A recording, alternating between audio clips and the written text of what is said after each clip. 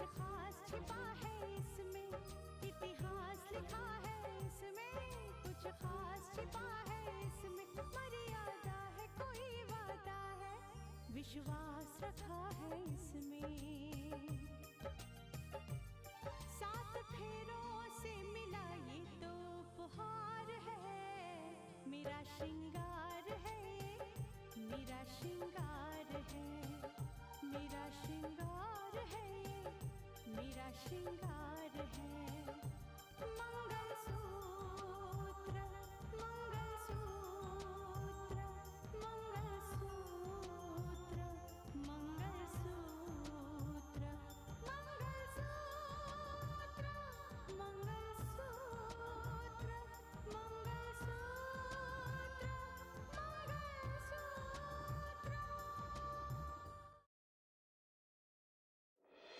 आप इन पैसों से मुझे खरीदना चाहते हैं? तुम्हें नहीं बेटा, इन पैसों से तो मैं साक्षी की खुशियां खरीदने आया हूं।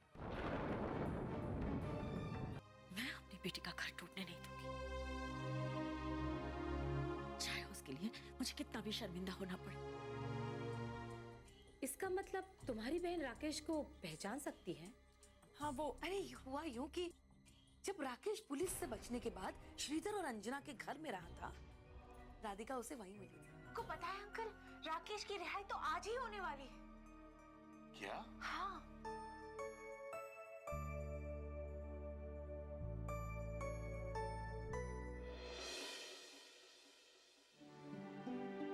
माँ, मुझे आपसे कुछ बात करनी है। हाँ बोलो।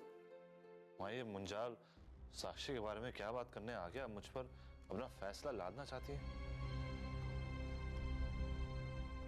देखो बेटा, ऐसी कोई बात नहीं है कि फैसला लादना चाहते,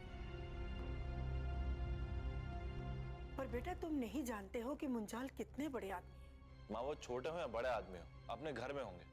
मैं किसी के लिए अपना फैसला नहीं बदलने वाला। अच्छी बात है, मत बदलो फैसला। आज तो तुम्हारे पापा के पास वक्त नहीं था, क्योंकि उन्हें राकेश को लेने जाना था। वो ही तुमसे इस बारे में बात करेंगे। माँ, लेकिन मुझे एक बात समझ में नहीं आ रही कि मुंजाल को देखकर आप लोग इतने परेशान क्यों हो गए? मुंजाल के आने के बाद आप इतनी परेशान हो गई थी और पापा भी उसे देखकर सदमे में पड़ गए। वो तुम नहीं समझोगे। क्यों नहीं समझूंगा माँ? आखिर बताइए तो सही, क्या आप लोग मुंजाल को जानते हैं? और अगर आप जानते भी हैं तो कोई मिलने के बाद खुश होता है, कोई इस तरह परेशान नहीं होता जैसे आप और पापा हो गए थे। और मुंजाल तो बल्कि बिना बात के घर से चला गया। तुम्हारे इतने सारे सवालों के जवाब नहीं है मेरे पास। आप मेरे सवाल का जवाब देना नहीं चाहती और मुंजाल के आने की वजह से आप मुझ पर अपना फैसला लादना चाहती हैं। तुम भी तो कुछ सुनना और समझना नहीं चाहते हो। फिलहाल इस बात को यहीं पर खत्म कर दो। अभी तुम्हारे पापा राकेश को लेने गए हैं। आज हमारे लिए इससे बढ़कर खुशी की बात और कोई नहीं हो सकती।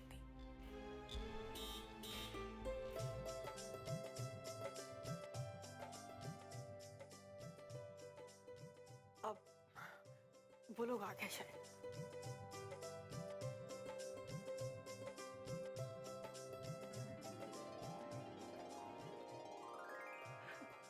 आ गया मेरा बेटा।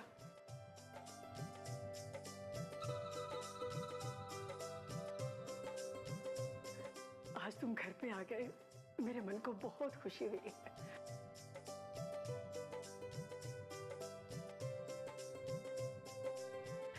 मैं तुम्हें बता नहीं सकती मेरे मन को कितनी शांति मिली है। भगवान तुम्हें हमेशा खुश रखे।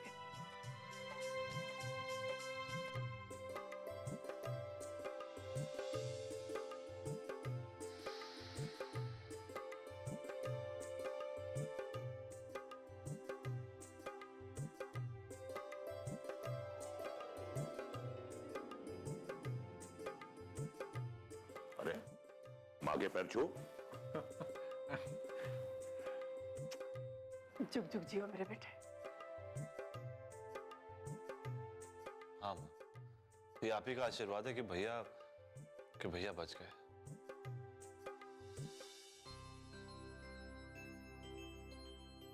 वरना हमने तो राकेश पर लगे सारे इल्जाम खत्म हो चुके हैं, मिट चुके हैं। बेटे राकेश, अगर तुम चाहो तो एक बार फिर एटीएस ज्वाइन कर सकते हो। क्या सोचने लगे बेटा? कुछ नहीं माँ, सोच रहा हूं इस नौकरी ने मुझे सिवाय बदनामी और परेशानी के दिया ही क्या है। नहीं बेटे, ऐसा नहीं है जैसा तुम सोचते हो।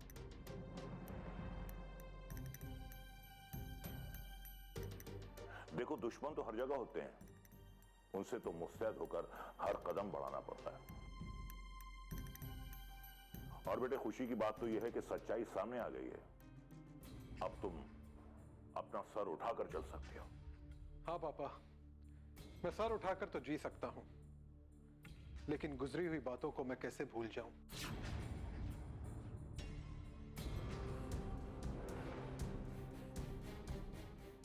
इस नौकरी के कारण मुझे मां से कितने दिनों तक अलग रहना पड़ा, आपसे कितने दिनों तक अलग रहना पड़ा। मैं ये नौकरी नहीं करूंगा पापा, मैं ये नौकरी नहीं करूंगा। कोई बात नहीं बेटा, तुमने जो फैसला ले लिया है वो ही करो।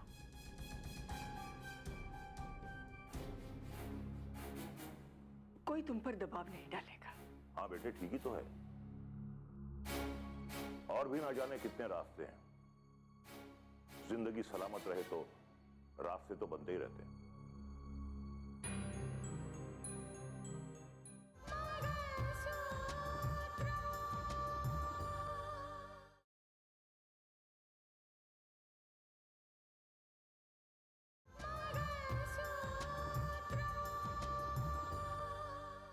देखो बेटे, इन बातों को लेकर तुम्हें परेशान होने की कोई जरूरत नहीं है। आगे तुम्हें सोचना है कि तुम्हें क्या करना है। हमने कभी ऐसा सोचा भी नहीं था भैया कि एक दिन ऐसा भी आएगा कि हम लोग फिर से एक साथ होंगे। सच में आज बहुत ही खुशी का दिन है। भगवान ने इस घर की सारी रूठी हुई खुशियां लौटा दी। तुम जल्दी से हाथ मुंह धोकर फ्रेश हो जाओ, मैं तुम्हारा खाना लगाती हूँ। पता है, आज मैंने सारा खाना तुम्हारी पसंद का बनाया है। आओ अंदर आओ। राकेश की पसंद का खाना? अरे आखिर उस राकेश की पसंद क्या थी, मुझे क्या पता। बेटे, कहाँ खो गए? चलो।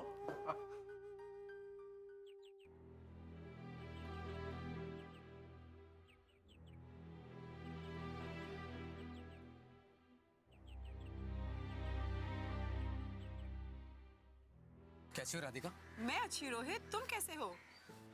और घर में सभी लोग कैसे हैं? घर में तो सभी अच्छे हैं, लेकिन कुछ हलचलें मचा रखी हैं। हलचल? किस बात की हलचल? तुम राकेश को तो जानते ही हो, बस उसी को लेके घर में कुछ हलचलें मची हुई हैं। ये हर जगह राकेश के बारे में क्यों बात हो रही है?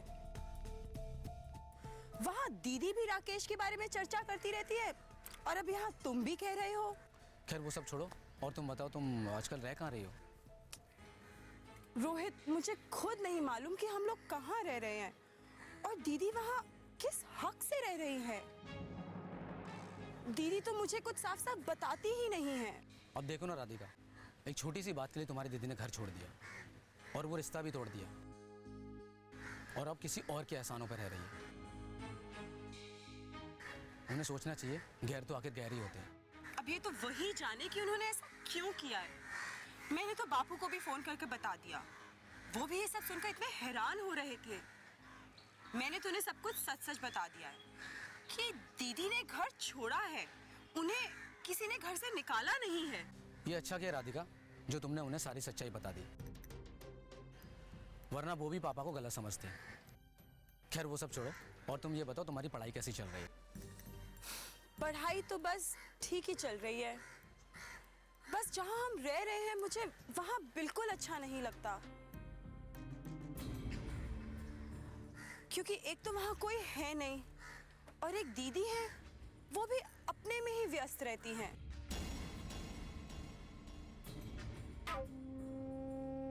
मुबारक हो बिपिन, मुबारक हो। आखिर तुम अपने सही जगह पर पहुंच ही गए। अरे स्नेहा जी, यहां आकर एक बात तो पक्की है कि हमारा प्लान कामयाब है। हाँ, लेकिन 50%। पूरी कामयाबी तब मानी जाएगी जब तुम मुंजाल के जायदाद के वारिस बनकर मुंजाल के घर तक पहुंच जाओगे। बस अब उसी का इंतजार है। ये इंतजार जल्दी खत्म हो जाएगा। बस एक ख्याल रखना कि तुम पर कभी किसी को शक ना हो। अरे स्नेहा जी, आप शायद नहीं जानती कि बिपिन जब भी पिन मारता है उसकी चुभन बहुत गहराई तक जाकर चुभती है। वहां रहकर कभी किसी को पिन मत मारना, क्योंकि तुम विपिन नहीं राकेश हो, और किसी को तुम पे शक हुआ तो हमारा पूरा प्लान मिट्टी में मिल जाएगा। अरे सबकी बात जाने दीजिए, सिर्फ उस रितिका के बारे में सोचिए। यहां आने के बाद जिस बात की आहट मुझे आ रही है ना, वो मुझे कुछ अच्छी नहीं लग रही। किस बात की आहट?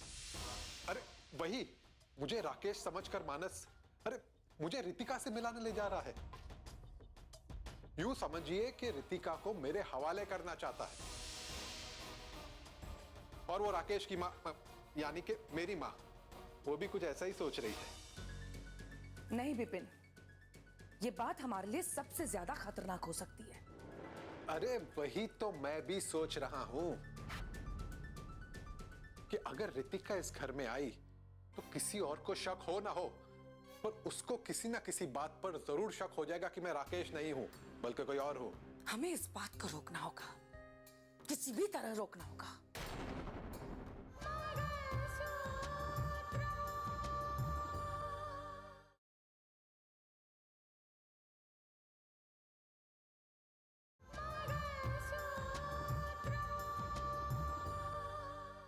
हमें इस बात को रोकना होगा, किसी भी तरह रोकना होगा, वरना ये रितिका हमारे बीच आकर खड़ी हो जाएगी। अब ये आप सोचिए कि रितिका को कैसे रोकना है, कि सोचना तो आपका काम है, आप ही सोचिए। ठीक है विपिन, मैं सोचती हूँ, लेकिन तुम भी एक बात अच्छी तरह से समझ लो कि ये बात तुम्हें कभी भी स्वीकार नहीं करना है। मैं राकेश बनकर इस घर में आया हूं, और राकेश रितिका से बेहद मोहब्बत करता था। क्या करता था? बेहद मोहब्बत करता था। तो वो उससे अपनाने से इनकार क्यों करेगा? पर मेरे पास ऐसी कोई वजह नहीं है जिससे मैं इनकार कर सकूं। ऐसी कोई ठोस वजह नहीं है मेरे पास। देखिए स्नेहा जी, रास्ता तो आप ही को निकालना पड़ेगा। मेरे पास चुप रहने के अलावा और कोई चारा नहीं, कोई चारा नहीं। ठीक है, मैं देखती हूँ इस समस्या को कैसे सुलझाया जा सकता है। जल्द से जल्द इस समस्या का हल निकालो। अरे बहुत दिनों के बाद ना मम्मी और पापा से मिल रहा हूं। पुराने दिन वापस आ गए हैं। ठीक है, बाद में फोन करता हूं। ओके।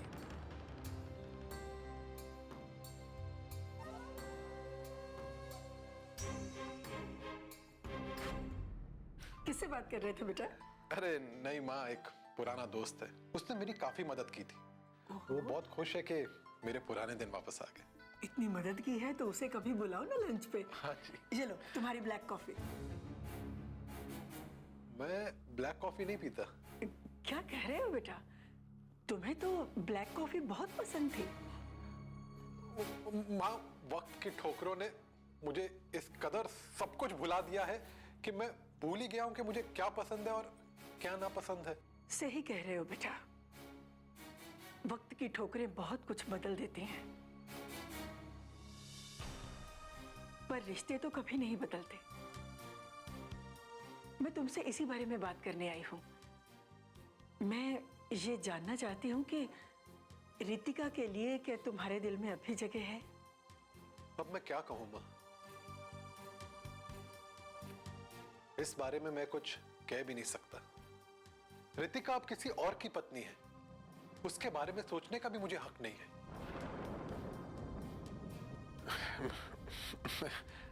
Black coffee.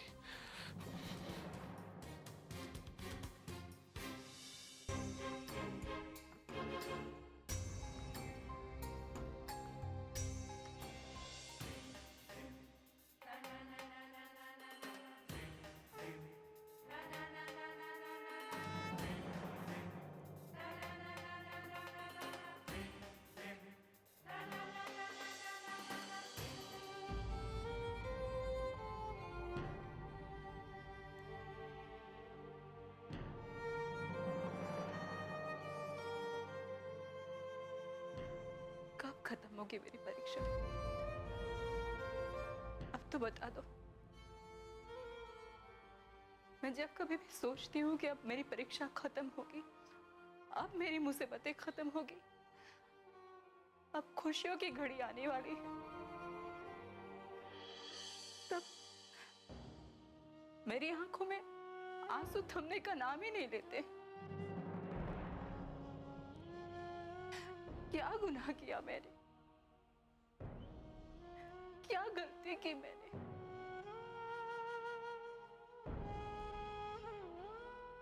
मैंने सोचा था जब मेरा प्रण पूरा हो जाएगा तो जिंदगी फिर से खुशियों से आबाद हो जाएगी, लेकिन ऐसा तो नहीं हुआ।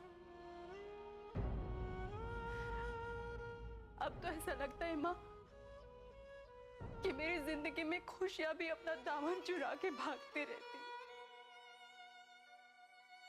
मैं तरस गई एक खुशियों भरी जिंदगी जीने के लिए।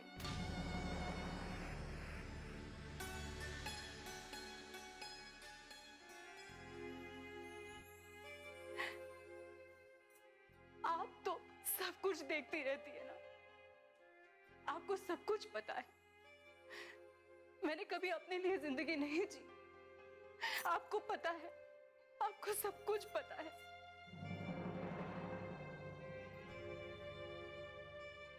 मैंने अपनी जिंदगी में औरों के लिए संघर्ष किया ताकि उनको खुशियां मिले, उनकी जिंदगी आबाद हो पाए, लेकिन मेरी जिंदगी में गम है कि छटने का नाम नहीं लेते।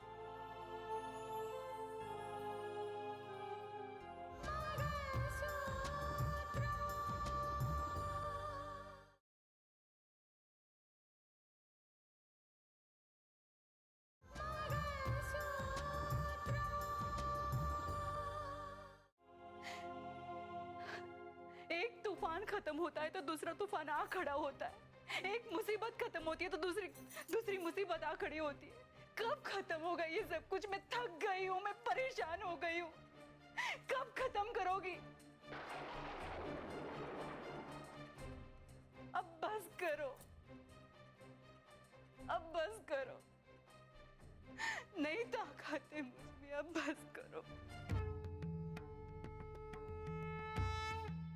मुझ पे दया करो। क्या मांग रही हूं मैं आपसे? एक खुशियों भरी जिंदगी, छोटी सी चीज मांग रही हूं आपसे। मुझ पे दया करो।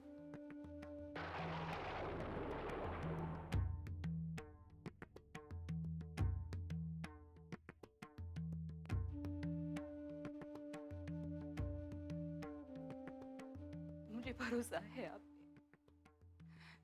आप मुझे निराश कभी नहीं करोगी।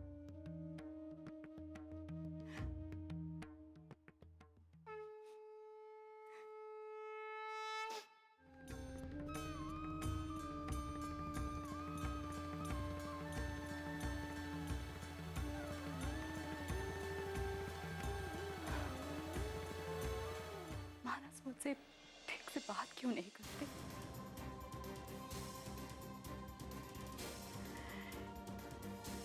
कहीं मानस की बेरुखी की वजह राकेश की रिहाई तो नहीं?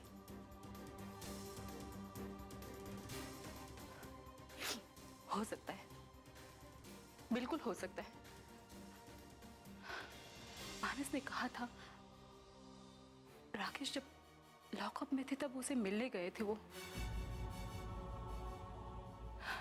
आई एम श्योर राकेश ने ही कुछ ना कुछ कहा होगा उन्हें, तभी तो जब से वो वहां से आए हैं मुझसे गैरों सा बर्ताव करते, बेरुखी से पेश आते हैं, जैसे कि मैं उनकी पत्नी ही नहीं हूं।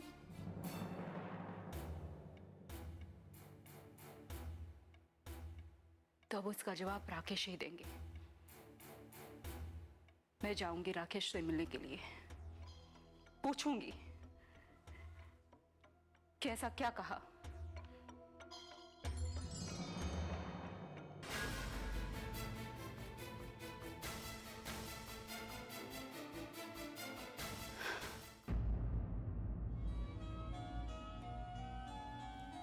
अरे रितिका, तो माँ जी प्रणाम। खुश रहो बेटा। मुझे मालूम था तुम जरूर रहोगे। तुम्हें पता चल ही गया होगा कि राकेश रिहा होके वापस आ गया घर। माँ जी, बेटे की रिहाई बहुत बहुत मुबारक हो। Thank you. अगर आपको बुरा ना लगे तो मैं राकेश के साथ थोड़ी बात करना चाहूँगी। हाँ हाँ, क्यों नहीं। वो अंदर है, मैं उसे अभी भेजती हूँ। तुम बैठो ना।